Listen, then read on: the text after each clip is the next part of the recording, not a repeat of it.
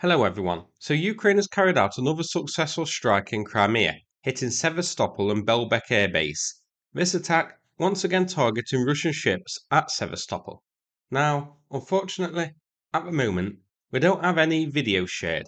Ukraine shared some screenshots, but usually the video does drop eventually. I expect sometime this week we'll get it, and then we can confirm where exactly the ships were hit and what damage might have been caused.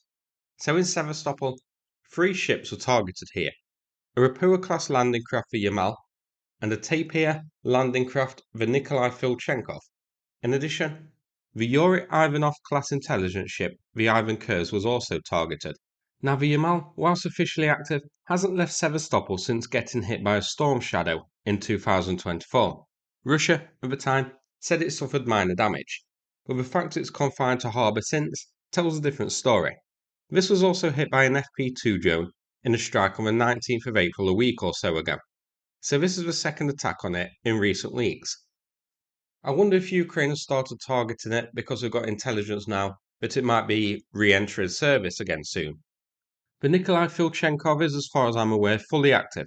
This was also attacked on the 19th by FP-2 drones, and considering that Russia left it here rather than evacuated it to Nova assist with the rest of the Black Sea Fleet, suggests to me that the damage caused in the attack was quite significant.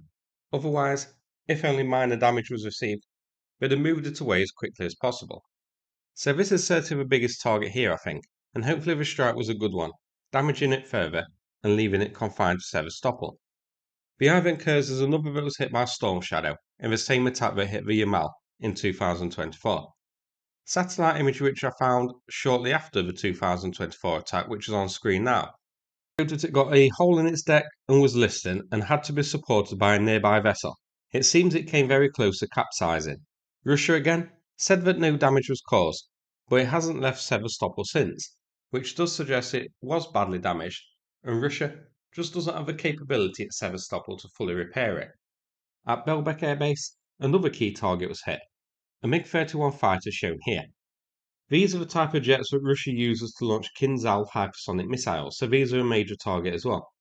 Also at Belbek, other infrastructure and buildings were hit, including one reported to be a training centre. A quick look here at the targets. So, the Nikolai Filchenkov is an alligator-class landing craft.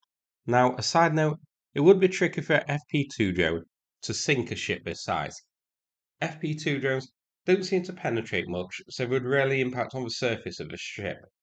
However, Ukraine did manage to sink a cargo vessel in the Caspian Sea with FP-2 drones last year, breaking it in two. That ship, carrying weapons from Iran, reported to be Shahed drones. So hit on a shoddily maintained ship, which I assume most of the Black Sea Fleet is, or one that detonates ammo on board, which could potentially be the case as this is a landing craft, would possibly do the job and sink the vessel. But I think this one would just be damaged here. I don't think this one would have been carrying ammunition and weapons, because it's been here for a while. And even Russia, I think, has the brains to unload its damaged warship for repairs rather than do repairs in and around the ammo cases. But you can't be certain. Here's the Yamal, a Rapua class which has been a bit of a whipping boy of that class of ships in the war so far, with multiple hit and sunk. And here, the Ivan Khurs, an intelligence ship, but only one of its type in the Black Sea. So, a decent series of strikes here, and I hope you found the video interesting. These were at Sevastopol in Crimea and Belbek Air Base. Thanks very much, and take care everybody.